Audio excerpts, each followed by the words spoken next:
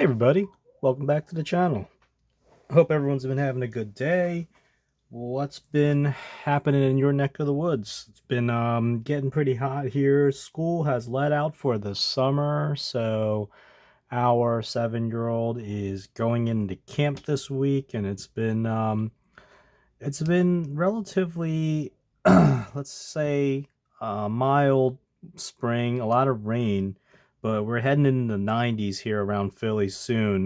That's the forecast, and boy, I don't do well in the super heat. Like I think 80 is where it tops out for me. After that, you need the air conditioning running. So we'll see. Anyway, pocket check. Actually, pocket check and wrist check. Let's do that. Wrist check. Omega Speedmaster Professional. Man, the glare on here is just intense. It's the lighting. But for watch guys and for non-watch guys, if you don't know about Omega Speedmaster, you got to know about it. This is one of the watches, right? Like this is a legendary watch. This particular reference I've got is actually from the 1990s. But for those who aren't familiar, Omega Speedmaster is the watch that was first used and still is used to this day by NASA for astronauts going into space. And it is the first watch on the moon. And it does say here, well, it's going to be hard to get a focus, but it does say certified by NASA, right? For all manned space missions, the first watch worn on the moon. And it, you know, there you go. Maybe you can focus on that. It's a tough ask to get it to focus because it's trying to focus on the bracelet.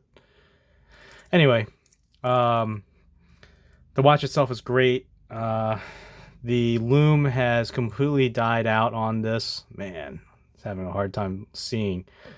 But it's nowadays they use like a superluminova and things like that, but back in the 90s they had not used that new material yet, so the plots of the lume, which is where the light kind of shines and glows in the dark, it's all died out on this, but instead it has become kind of like this creamy, almost like I would say like a custard yellow, which allows it to be more charming on the wrist. But then at night I have no idea. You just pitch black. You can't see anything on here. Um, this particular watch, I believe, this is not a collector's piece. I wear it, but I think this was the handset was redone because it doesn't quite match the rest. I'm pretty much positive when it was serviced, probably sometime before I came into it. And it's got this cool clasp, which is the kind of like the older style clasp, but super comfortable with all these links. Now that it's gotten really tight on me, I have to probably let it out one link. Anyway, enough of that. Let's talk about what we're carrying in the pocket. Got this case. Believe this is called the small Stockman. I'm not 100% sure, to be honest. But I got this in a bit of a knife deal the other week, and I'm just trying to open it up here without cutting myself. And I did a video on that mail call, but essentially, love this little piece. And the thing that really shocked me was how small it is. I don't even know if you could tell. But it is pretty. It's significantly small, to the point where I was a little bit shocked that they could make precision parts like this, because this little Stockman kind of they all fold in there, and as far as I can tell, amazingly no blade rubbing at all. And the stag covers are very well finished, smooth, and um, it's a little thick. It's so small, it doesn't matter. But if you were to ask me, I prefer when you do stag, and I know this is not everybody, for it to be kind of equal. First of all, that's important to me, and also for it to be like not as bulbous. But some people love that fatness. I don't mind the fatness. I just don't always like this like kind of like bowling pin shape.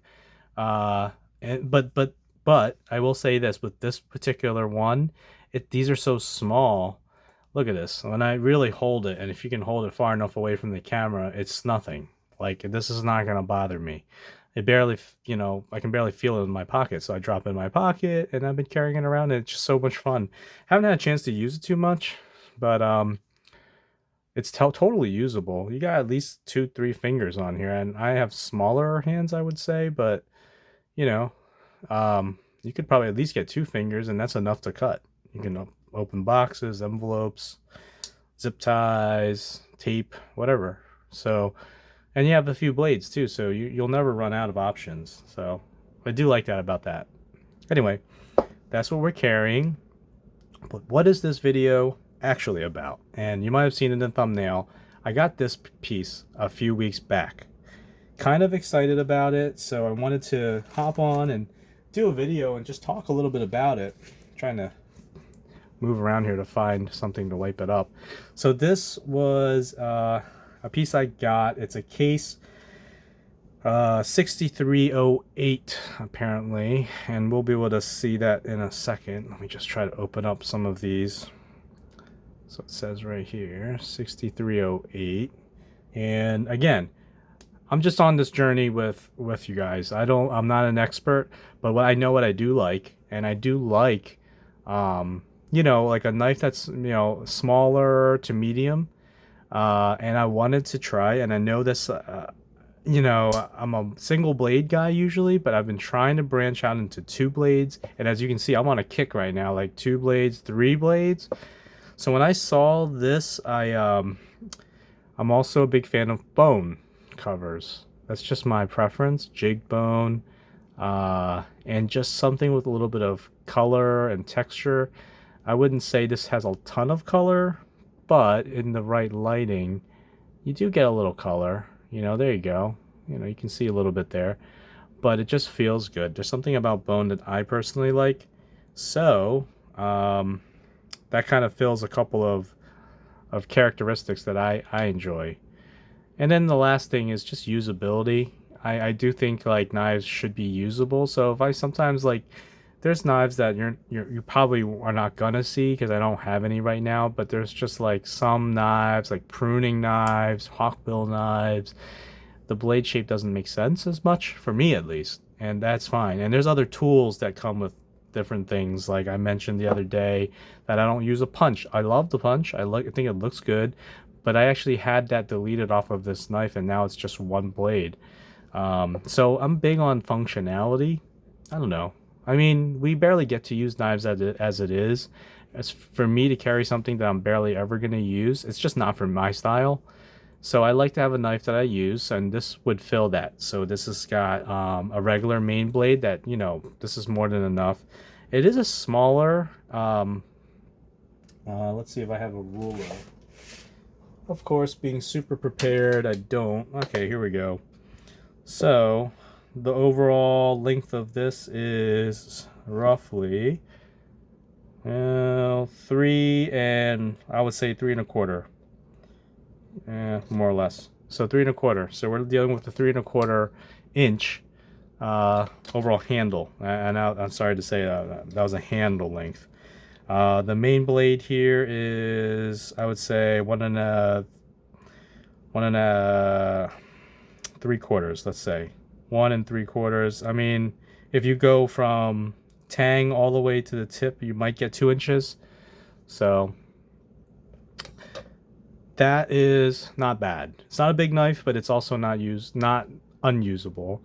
And then the last thing I wanted was for it to be openable, because I actually have a lot of issues with traditional knives. And at first, when I was coming over from modern folders, you know how it is with modern folders, everyone's always talking about like it's like a race, like, for instance, like to flip it open, like the faster you can flip it, the faster you can make it shut. it's all about, you know, deployability. And for me to come over to traditional knives, I found a lot of them were very cumbersome and difficult to open. I don't have any nails to speak of, and my thumbnails, which is the best thing to use for some of these to open, is almost non-existent, right? So like it's a difficult thing on a good day. So for me, can I open a knife? And I found that this one was actually pretty openable. And tell me if I'm doing it right or wrong, but like there's really no good way to open all the blades at once. I sort of just go around and just do it one at a time, however I best can, and then we just get them all open. So this is a it's technically classified, I believe, if I'm going to describe it, as a swell center whittler with a split back, actually. So that's kind of an interesting thing. Let me just close this so I don't add any more injuries to my fingers that I already need to. But like typically speaking, a knife like this, you'll see like each of the springs are on the back here will be aligned to a blade. So for instance, the front blade right here, when you open it, since it's right there, it's actually on that spring right here. See? So that is sharing sometimes, like in this case, it shares a spring with another blade.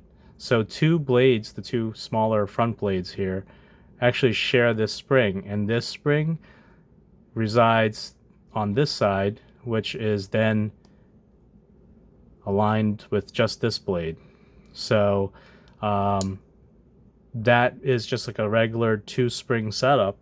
Whereas what's really interesting about these setups are that there's let me see the best way. You can actually see that right here the springs split in the middle. Therefore, you have this split back situation. And what ends up happening is this middle blade, which is in this case the master blade, as they sometimes say, or the main blade, sits right in the middle, and you can see inside the well of the knife here that it actually kind of utilizes both springs at the same time. You can see both springs being lifted as this knife kind of comes up and interfaces. And then when you go to the other side, each of these blades uses its own spring. So each of these blades have an independent spring, and this main blade, or the master blade, kind of mooches off these two springs. And then what you get is kind of like this swell end. Like this end is thicker than this end. So in the hand, it kind of creates like a swell end, or a very, very vague sense of like it enlarges on this side. So it feels more significant than you would think from looking at the profile.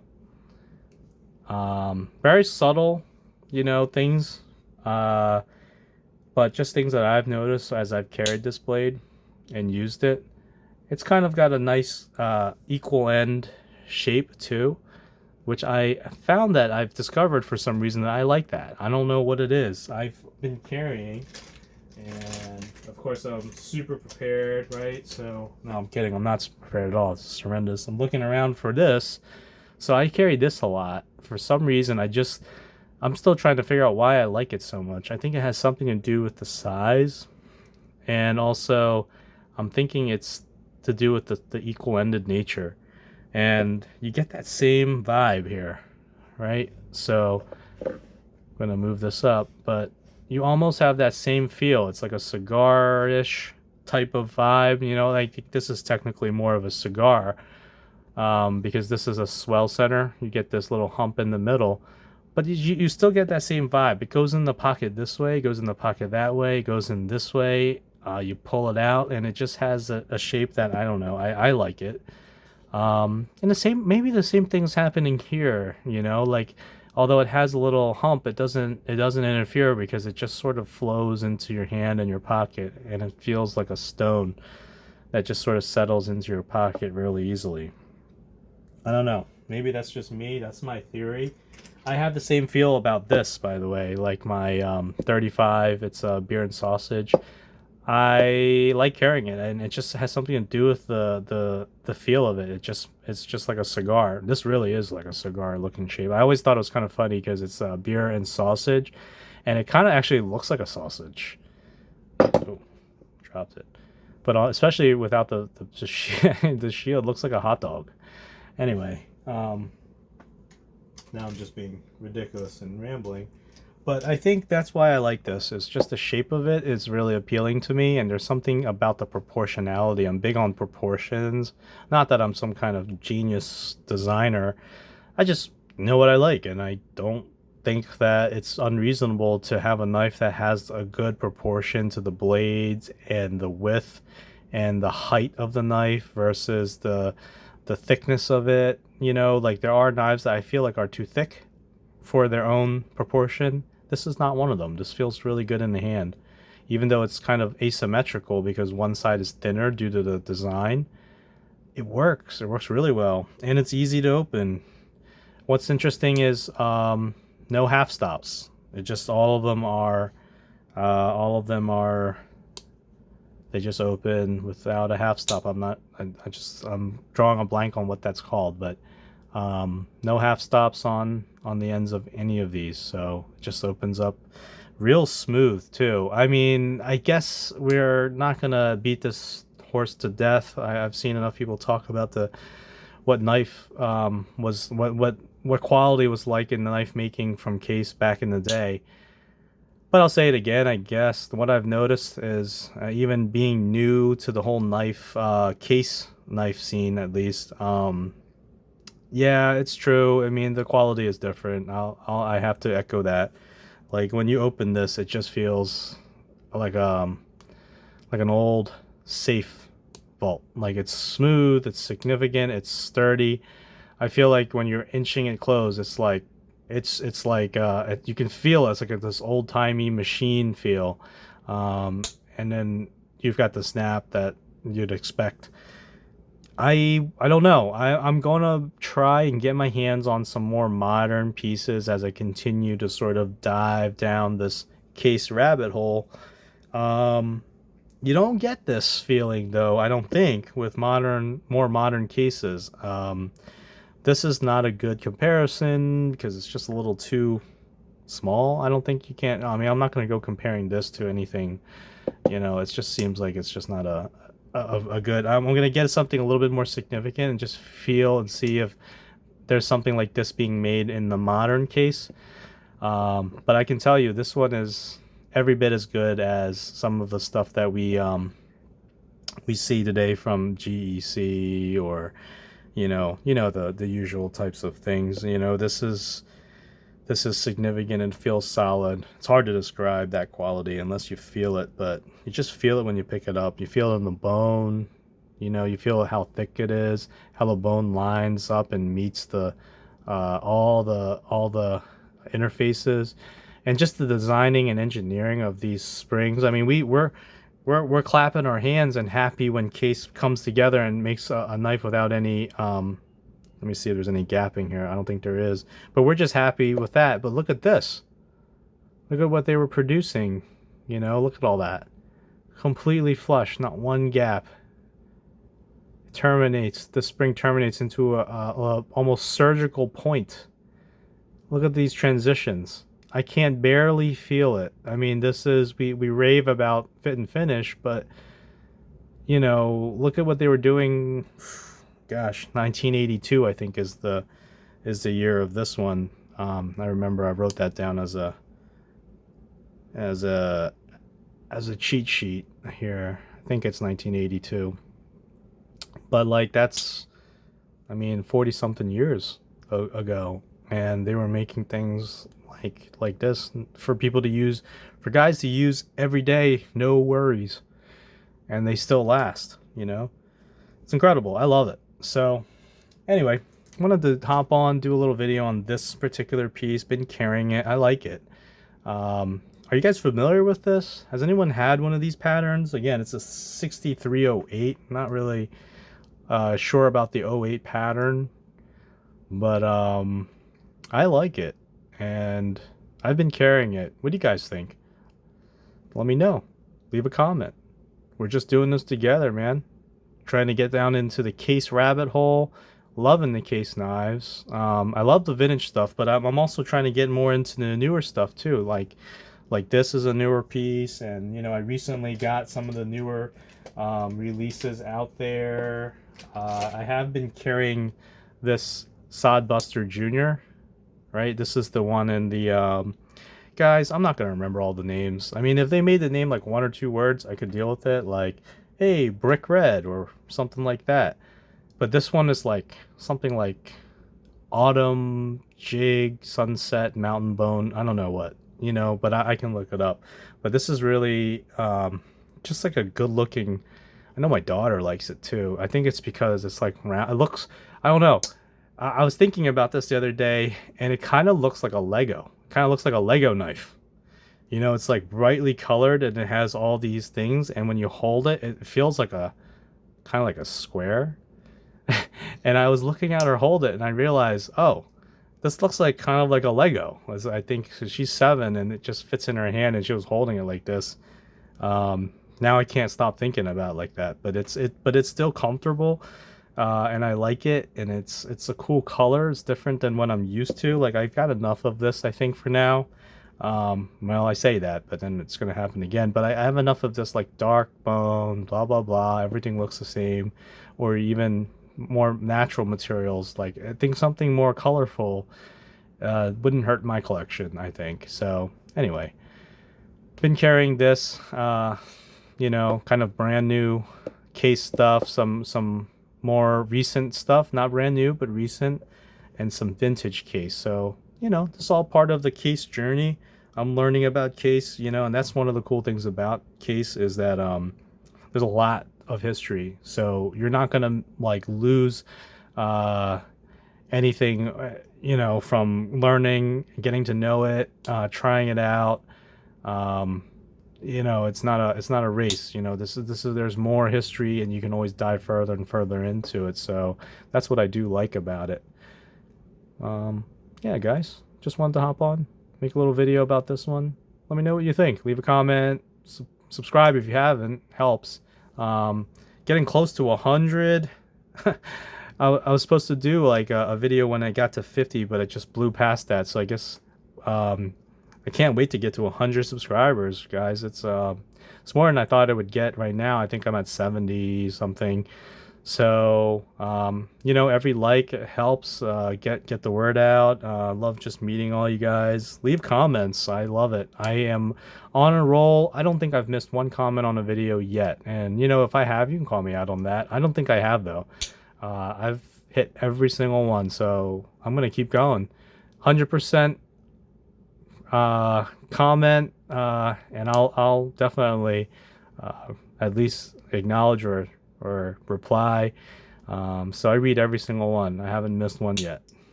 So anyway, guys, that's about it. Just hanging out, talking knives. Looking forward to hearing what you guys think about this one and others. Take care. Have a good one. See you in the next one.